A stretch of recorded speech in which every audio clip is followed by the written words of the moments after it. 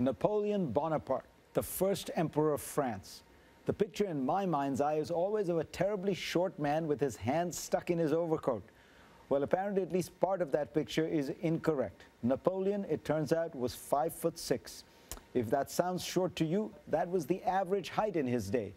It's but one of the myths that is busted in a terrific new book by my next guest. The book is Napoleon, A Life, and the author is the historian Andrew Roberts. Andrew Roberts, pleasure to have you on. Thank you very much. Great to be back on the show. So I remember reading somewhere a long time ago that there were three people about whom the most biographies had been ever written, which is Jesus, Lincoln, and Napoleon. Napoleon was this massive figure, particularly in the 19th century, and he sort of faded. Why was he considered so important? Well, you're so right about the number of books. There have been more books written about Napoleon than there have been days since his death. So why write another?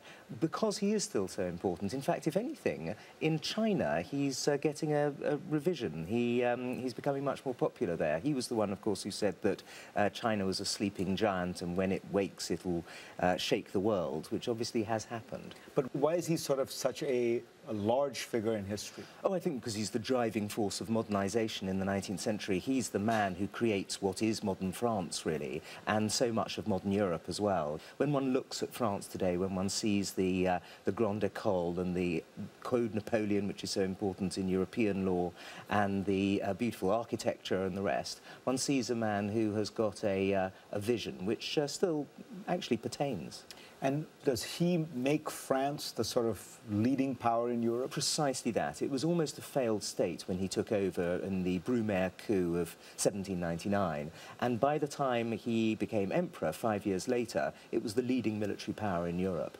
How did he do that? He did that through pretty ruthless and tough modernization of every institution of the state. And also he completely reorganized the French army. He organized finances so that instead of being a debtor nation, it became a very rich country. And he was one of those driven men in history. His own personal ambition and drive was astonishing.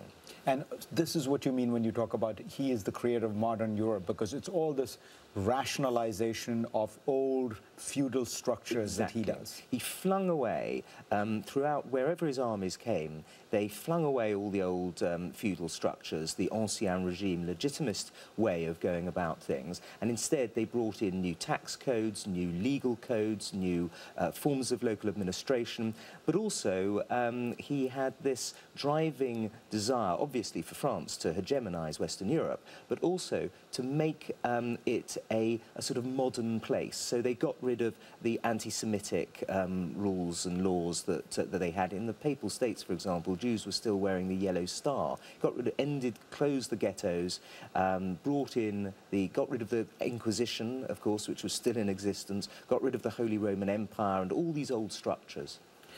Of course, many, many people regard him as a monster. Yeah. And they regard him as an evil dictator, instituted a coup, murdered his opponents. What do you say to them? Well, first of all, he murdered one opponent. The Duc d'Enghien. The Duc d'Enghien, yes. And you can actually name the people who he killed for political reasons on the fingers of one hand. So the idea that he was some kind of a Adolf Hitler who killed millions of people for political and racial reasons is completely absurd as far as I'm concerned. This isn't a hagiography. I don't for a moment deny that he did do some totally ruthless things, including a massacre in Jaffa in Israel, which was a war crime to all intents and purposes. So I don't deny that. What I do deny, though, is that he was anything like Adolf Hitler. He didn't see things in racial terms. He was not an exterminationist or a genocidal maniac. And he also had a positive vision, which is something that people tend to forget. Do you think that at the end of his life, he regarded himself as a success? I mean, you say he was an incredibly driven man, and he ends up in exiles on these islands. Yes, well, he fought 60 battles, and he won all but 7 of them. But of course, the last battle is the one that's most important. So he recognised that he was a failure in that sense, and that he was in exile. Although he wrote the best-selling book of the 19th century, his memoirs, when he was there. So he managed to get his story out very effectively.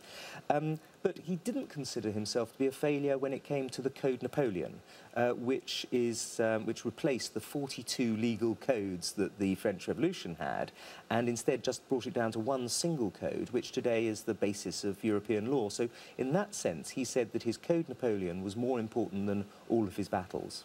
What is his lesson for the world today, you think?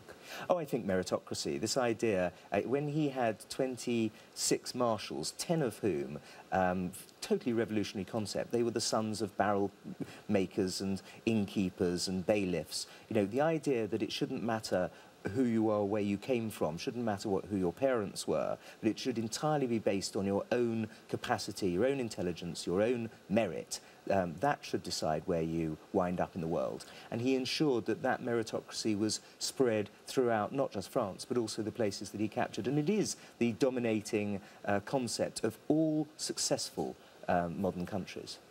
Andrew Roberts, pleasure to have you on. Thank you so much, Fareed.